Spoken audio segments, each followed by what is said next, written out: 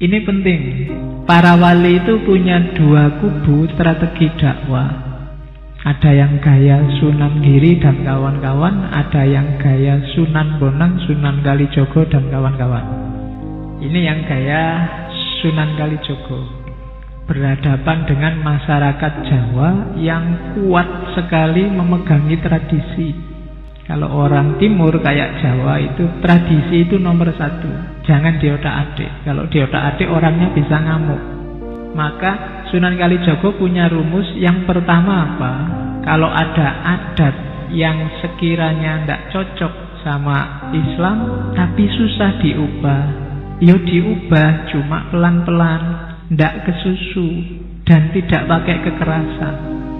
Kalau pakai kekerasan, apalagi kesusu, hasilnya pasti kontraproduktif. Maunya orang tertarik dan serius berislam, bisa jadi dia malah lari. Tujuannya dakwah itu kan biar orang seneng. Maka pelan-pelan, aja dipeksa. Apalagi diamuk, dipentungi, biar Islamnya benar. Tidak bisa. Tidak ada orang yang habis dipentungi terus ikut ideologinya orang yang mentungi. Yang ada dia pengen balas dendam. Pelan-pelan, sedikit demi sedikit. Itu yang susah diubah. Kalau gampang ya diubah saja, tidak apa-apa. Misalnya adat-adat yang tidak terlalu mengakar, kebiasaan-kebiasaan sepele ya, kalau mau diubah ya diubah aja. Prinsipnya tutwuri handayani dan tutwuri haniseni. Dari belakang diikuti, dipengaruhi sedikit-sedikit. Ikuti aja tradisi masyarakat, diubah sedikit-sedikit. Baru setelah itu tutwuri hangiseni, sedikit-sedikit diisi dengan ajaran Islam.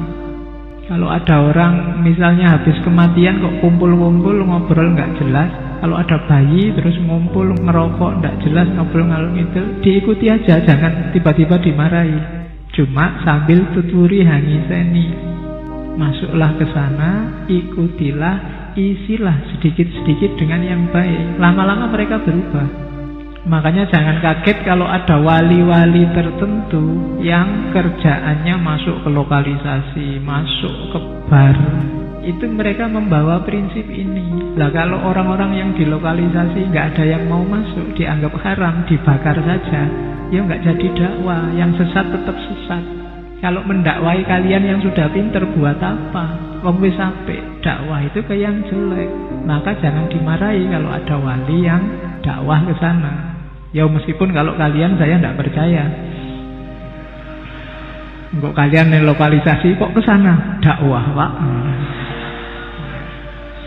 Ngajari tahajud itu loh, Pak. Tahajud kok sujud terus. Saya bayangin misalnya orang-orang mabuk, preman-preman itu tiba-tiba ono kiai ikut duduk bersama mereka. Nggak usah kiai itu ceramah, yang mabuk sungkan dewe. Lama-lama bisa bubar itu, nggak jadi mabuk di situ. Jadi tutwuri handayani, tutwuri hangisani. Diikuti pelan-pelan, diubah pelan-pelan. Jangan dimarahi, jangan disesat-sesatkan, dikafir-kafirkan. Nanti mereka lari dari Islam. Nah itu strateginya Sunan Kalijogo. Orang Jawa suka dengan kesaktian-kesaktian, Sunan Kalijogo masuk lewat jalur itu. Orang Jawa suka dengan wayang, masuk lewat wayang. Suka dengan lagu-lagu, masuk lewat lagu-lagu.